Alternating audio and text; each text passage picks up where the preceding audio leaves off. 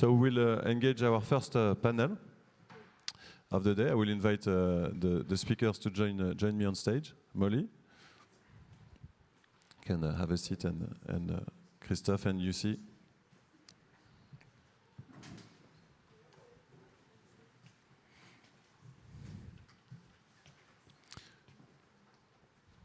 So if you, the whole session will be in English. So if you need translation English to French, have in mind that there's a headset right there, and you can help yourself to have a live translation from English to French.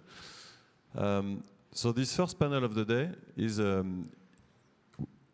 addressing an issue that we have been seeing, maybe a fantasy in some point, because a lot of investment have been made, as you know, in industrial construction, how to make construction as a factory. It's about 8 billion that has been invested and almost lost in this dream. The question here is to say with actors of this part of the industry, is to understand why there has been such a, I would say, a mistake or non-understanding of the specificity of our value chain, and to understand where are we going and how can we actually address construction as a factory. For that, I want to introduce you to our speakers. So Molly is the CEO and founder of Automated Architecture, addressing a specific part of that value chain, and she will explain how. Christophe Halaz, who is managing Volusia, an initiative from Vinci Construction addressing construction as a factory, and Yussi Aho, so many hats, so ex-CEO of Fira, construction company in Finland, and more recently CEO and chairman of Flow Technologies, who has a different sister company, and he will explain why he went from a construction company to a technology to actually address construction as a factory. So let's go into our discussion now. So Molly, can you start trying to explain why has it, some VC, you all know companies like Catera, Viv, and Top Hat, and those companies who try to reinvent the way we built, basically by saying let's look at what the car industry has made, productivity and margins. Is it applicable to construction, and why so many misunderstandings in our value chain? Thanks, Kevin. I'm the first person to speak today, which is intimidating to say the least, but it's a really interesting problem that we've faced, which is that a model from a different industry has been used to be applied to construction. And you can see the reasoning behind that in a way. Surely centralization of production makes sense, but when you look at construction, any expert will tell you that construction is not centralized, it's local, it's locally produced, and local means different things at different scales, right? Local can mean something at the regional level, at the country level. Building cultures are different, sites are different. Local is a word that can be applied across many ways that the industry operates. So why deny the local? And I don't mean that in a folky sense. I mean that in a very real and fundamental sense of why centralize when you can distribute, why centralize when the intelligence of the industry is local. And so our proposition is essentially that in order to be able to work with the nature of the existing industry, you have to create a platform that can be localized and can scale across what local means, whether that's across countries, across building code regulation appendixes, across building cultures, across different sites. And that means that you have to think very differently about production, but there's a real opportunity in that. The opportunity is that essentially if you localize production, and in our case at with automation, you can create opportunities that don't exist today. You can create a model that can be scalable across different kinds of sites. You can create economic opportunities where economic value that's created in a community is retained by that community, whatever that community might mean, right? That might just mean actually the people that are doing the production. And it also creates a kind of feedback loop between what scale means and what localized and distributed and decentralized means. And so I personally think that that's more aligned with where we see intelligence moving today. So a great question that we like to ask ourselves at Our is, what if digital intelligence becomes physical? So one of the ways to think about that is that you have to think of physical intelligence as being able to compute local issues in a localized way, but build that into the limits of the method of production that you're using. To make that hyper tangible, how do you deal with local material issues or material differences in a hardware? How do you be hardware first in your approach to localization? And so that leaves us with some really interesting ways of thinking about developing a platform that can not just be centralized in that it can be scaled, but it's not physically centralized. It exists in a kind of scalable environment as a scalable platform. So closer to the reality of our fragmented network of companies, local companies. By the way, you will have the opportunity to discuss with Molly in the garage, because we have 10 robotic solutions, and to go deeper in the solution of Molly, of course, you can discuss later on. But okay, so we start to understand one point, which is we do not do centralized construction for a whole country or even a whole region.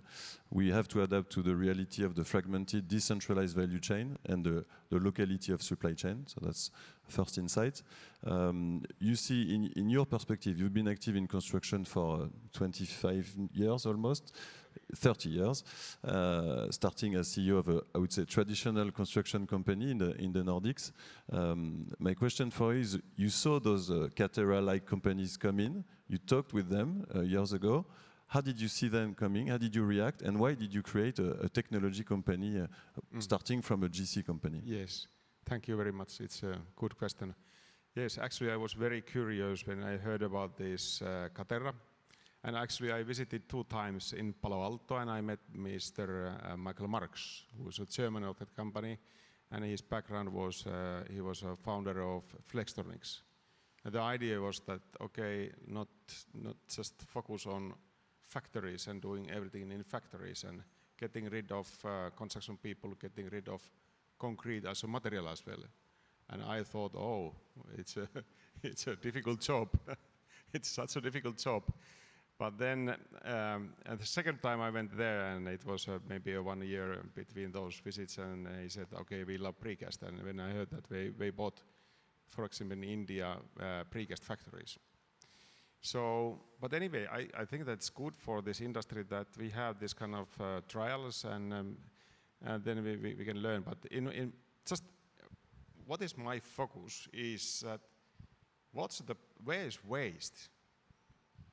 Just thinking, one very typical blue-collar worker, how many hours on a daily basis he can do valuable work? The answer is 20% of time.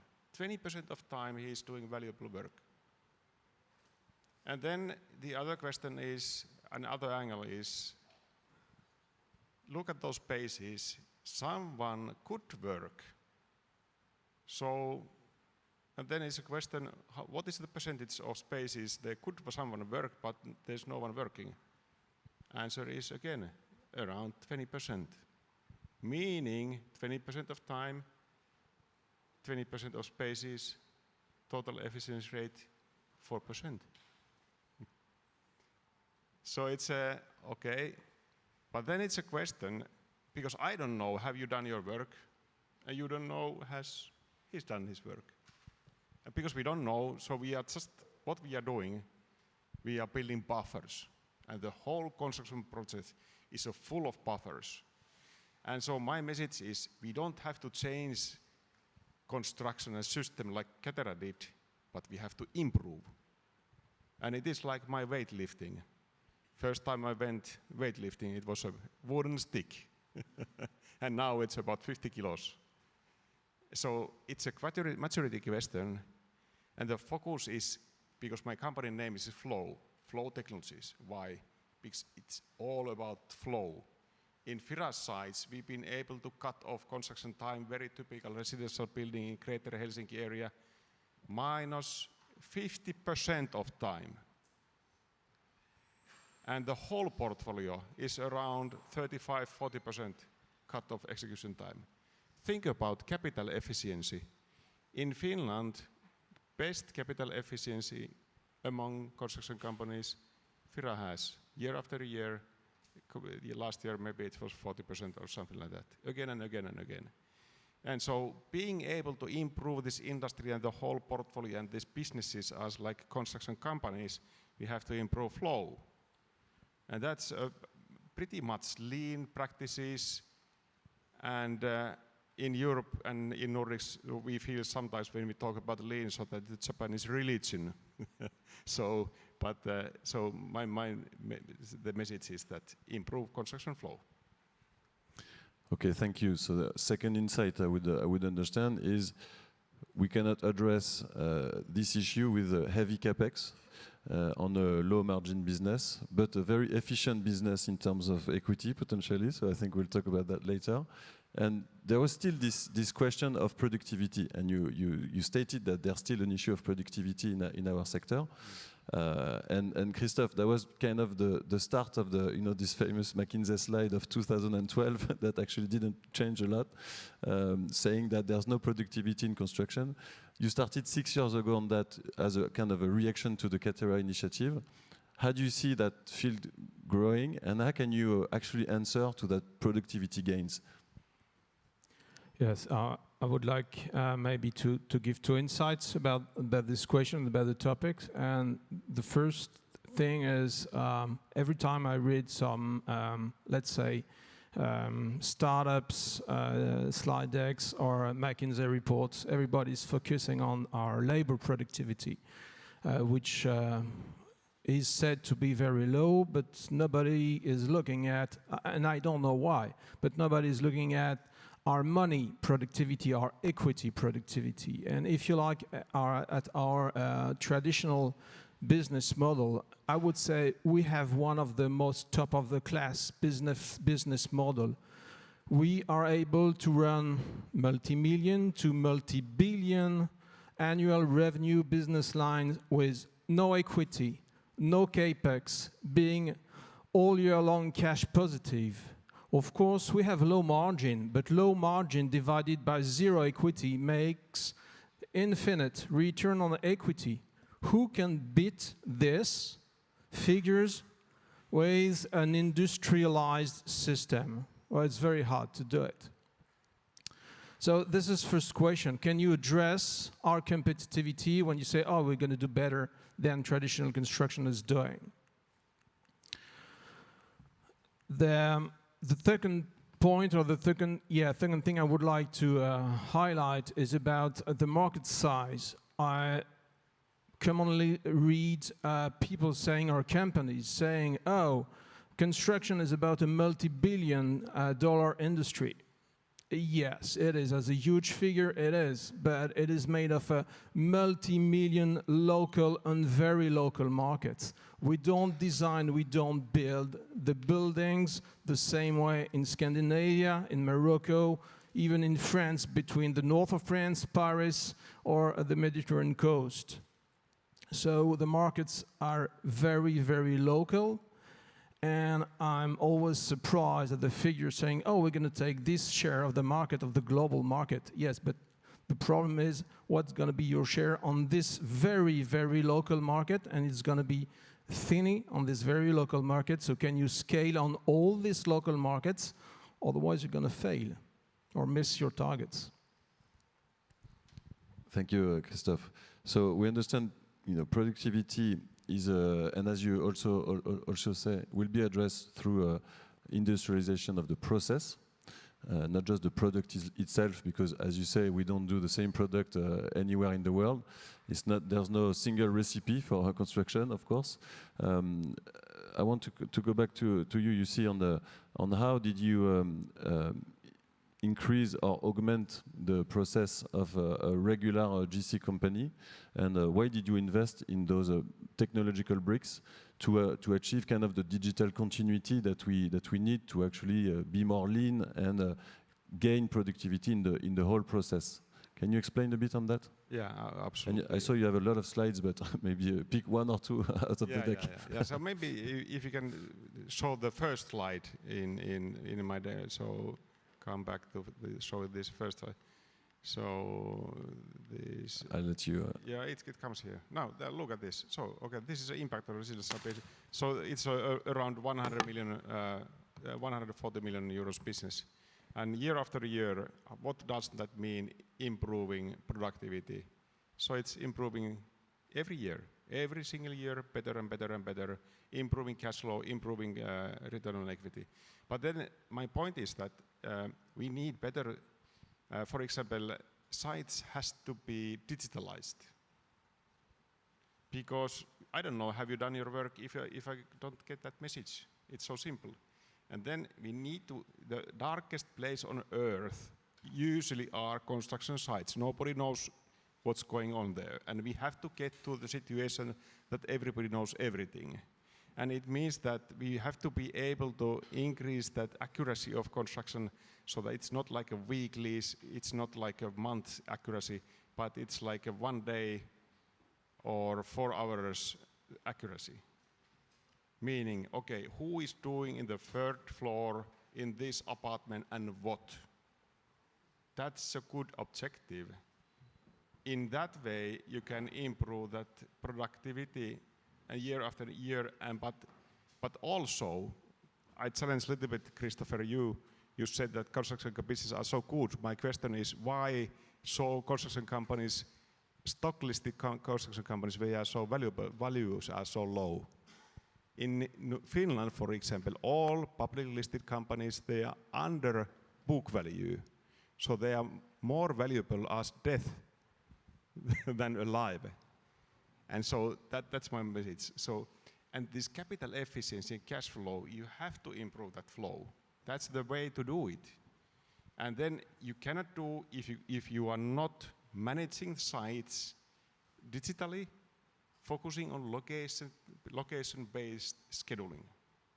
And that side drive, what we have developed, that's doing that, so that you can manage that location-based, so scheduling, meaning the whole production. And you can share that information because everybody knows everything then what's going on that sites. But then it's a business question because I see that that's a different business, this technology. And for me, for example, I've been working in the industry for 40 years. The next level to have global impact. And I see that this improving flow, that's a way how do we have to industrialize this industry. That's a big business opportunity. And maybe a few words on, because in our last discussion I understood that one of the paradigm shifts, I would say, is to go from the Gantt scheduling to a kind of TACT scheduling, more closer to lean scheduling. Can you explain a bit on that? Yeah. So it means that, for example, this is a good. So if you look at this, current situation in many sites is that, okay, this is a one man, let's say his name is Timo. Timo, go ahead, you have that floor and you have a couple of weeks, go on, do all electricity work. But then good luck, because we don't know, maybe you will have some challenges there, but what we need to get to the situation that, okay, this room, this day, and you have 4 hours time to do these sockets in this building, this apartment, and this room. That's it. And so, meaning that we have to get an understanding this, because I think that this waste is very important. What I said, save off valuable work and then space is worked on. Currently 3-4%, but it can be at the level 20-fold. And you don't need any capital to do this. So it's amazing how big opportunity there is. And so, meaning that in that during construction phase, so that every single room you can find worker working, and then after 4 hours you are changing rooms. And in that way, we have to standardize this environment. And it's good if you have better design, if you have better products, and interfaces are good. And for example, this modular bathroom is a very important part of that. So, and then this accuracy, if you look at this, so this is a very typical scheduling, week and floor. But then if we go down further, apartment and day level, so we see that it's full of emptiness. 70% of time, no one is doing anything in those apartments. And it's a hidden secrecy, this. So I didn't realize this 6 years ago. But because we decided to cut off construction time by 50%, and now we have come to the situation that we need to solve this problem. So when you see that, the first reaction is, as always, innovation is not about technology. We understand here it's not about CapEx either. It's about change management.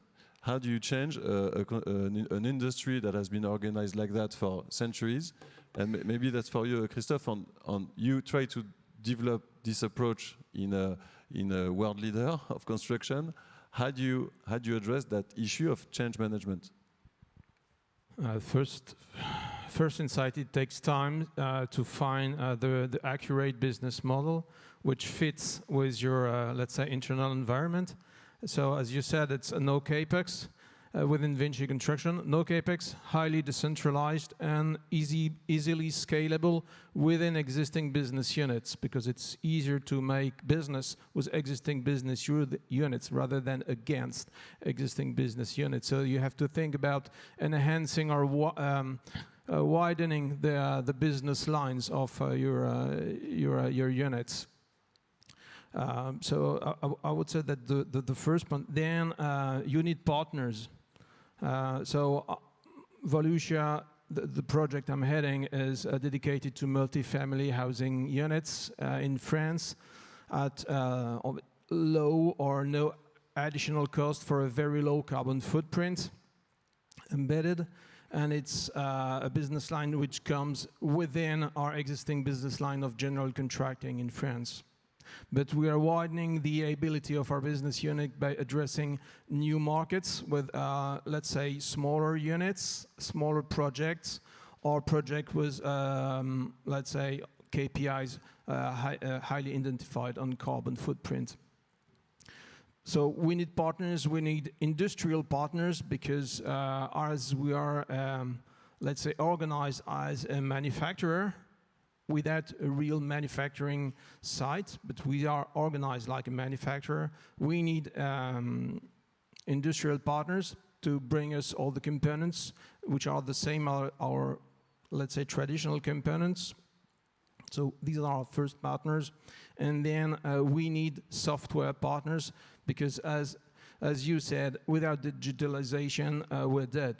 So, and that the part, let's say, we made internally, we are integrating software that already exists on shelf, just to reach what we call digital continuity and to be able to tackle one huge pain point on our project, which is about versioning, because a construction site is about many versions, and it's not about mistake, it's just about the way we design things, the way humans think about things. You make a first sketch, then you improve it, and then you improve it again and again. And each time you make a new version, it's very costly regarding engineering costs.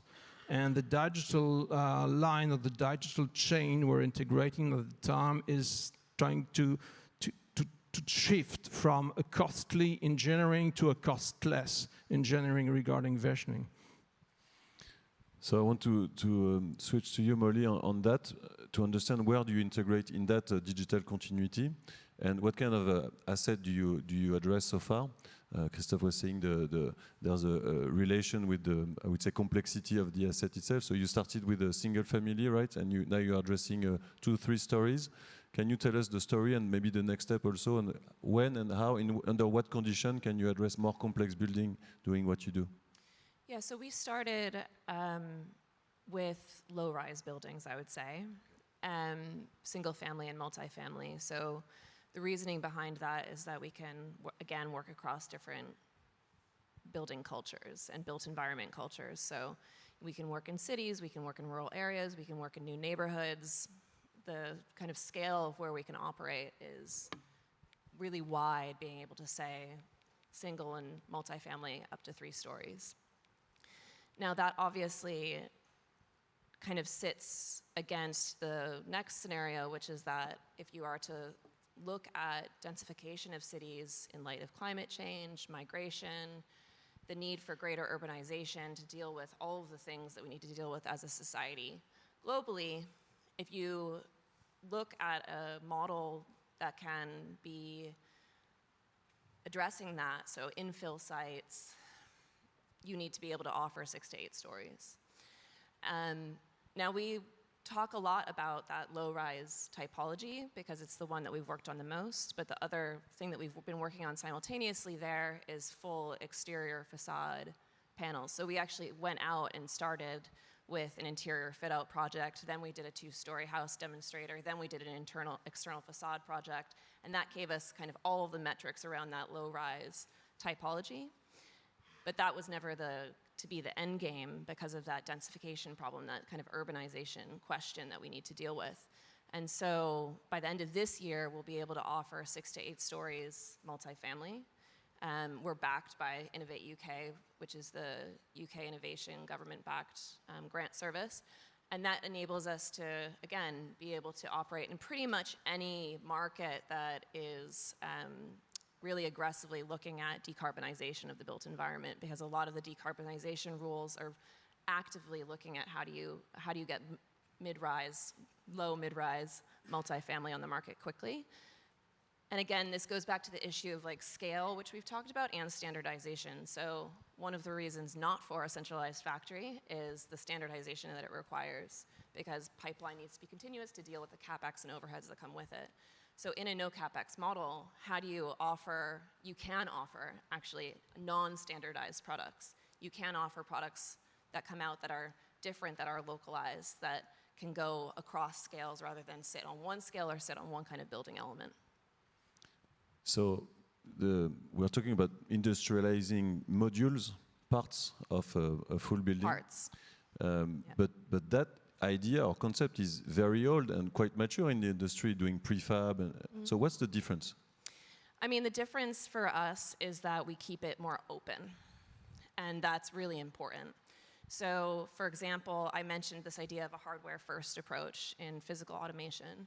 So we have a theoretical limitation to the size of panel, for example, that can be produced, but in between the smallest size and the largest size, there's 1 trillion options. What other industrialized construction model can get that degree of non-standardized standard? That's hyper important. So I don't like to think of it as like the kind of prefab model. It's something else, it's something new, it's physical automation, it's non-standardization, customization for no extra cost. Okay, so we could achieve more, I would say, productivity by being more lean and more freed from the design sketch to the construction of those modules and the integration on site with a kind of a different approach to scheduling. Christophe, how do you see the evolution of market share of that part of typically in the French market, or what you feel in basically the adoption of this new digital continuity in the existing value chain? Yeah, the first step, and I would say it is under progress now in France, thanks to some association, is about what you just said. Prefab is just not new. We've been doing this for decades in our companies. We were just not counting how much prefab or what was the value we put in the old project. So we have to clarify the terms, saying what is offsite. Offsite is just about prefabrication or industrialized construction or whatever. It's what we call prefab or whatever. So we have to be in accordance, or everybody has to be okay with the meaning of the terms we use. And so starting from that point, it means that we're already integrating much more off-site components that we think we were. So I would say it's not about a revolution. It's about an evolution and growth. And I would say it is a growth which is tracked by, on one hand, digital continuity that enhance the ability to manufacture off-site some components, and on the other hand is low carbon footprint material, just like wooden material, which are by design much more industrialized than, let's say, standard put on-site concrete as we used to do. So I understand also that there's a regulatory context, typically in Europe and in France, that is kind of pushing for these gains in both carbon and efficiency. You see, we had this discussion that you were coming back from India and telling me there's so much development there. Can you give us kind of a perspective on that, compared to a region like Europe with a carbon focus and a productivity efficiency focus? What's happening there, and why are you so popular there? That's one street in Delhi, and I was driving with my partner, and 10,000 apartments were under construction. And so meaning that 2 streets, and it is more than the whole Finland. There are many cities like Delhi. Okay, but now precast is it has really started to develop. My friend, he has been working for 15 years to selling Elematic, which is a precast technology provider from Finland. So they are selling like precast plants there, and so really it's going booming now. Government is pushing rates. Interest rates are over 10%. And now we've been analyzing our developers that, okay, you can build this building like you can cut off like 12 months, 16 months time. Just thinking, calculate. Interest rates between 10 and 15%, and then 1 year off. So it's a huge amount of savings. And then there are big companies, those developers, they are conglomerates, and they are like owning the whole value chain. They have cement factories, they have everything. They are buying like precast factories, and then so they can change everything. So it's just because it is in their own hands. And then it's also those owners of those businesses, they are very, very curious what is happening in their business, and they want to do decisions. And in Europe and in Scandinavia, I feel sometimes so that there are a lot of discussion and it's politics, but no decisions being made. And in my view, I think that every single construction company globally should develop their construction flow. And the answer is very easy. Why? Because then in that way you can improve your construction processes. And all single companies should do that. And that's why it is a little bit fight between this decentralized and centralized, because I think that it's easy to say that, okay, decentralized, but it cannot be centralized if you want to have your data, for example, being showing that you are sustainable. And now I think that India it's very energetic, business-minded, growing, 3 times on a yearly basis. There are 1 more Finland, 5 million people more. So it's a huge amount of need for this. And then I think that this kind of, what we have learned here in Europe, we have all those capabilities. But we have to put them on top of technology and provide as a service and solutions so that they can improve the productivity. And that's what I'm focusing. Okay, so developing innovation and competitive edge to offer it to fast booming markets is a yes, and I see that they are much more ready to do tough decisions, to change and improve things, eager to earn more money. When interest rates are high, time is even more money than before. Thank you very much. We reached the end of our panel discussion in terms of timing. Of course, don't hesitate to have discussions with our speakers during the day. We will have plenty of time to discuss. So thank you very much. Let's applaud our speakers, please.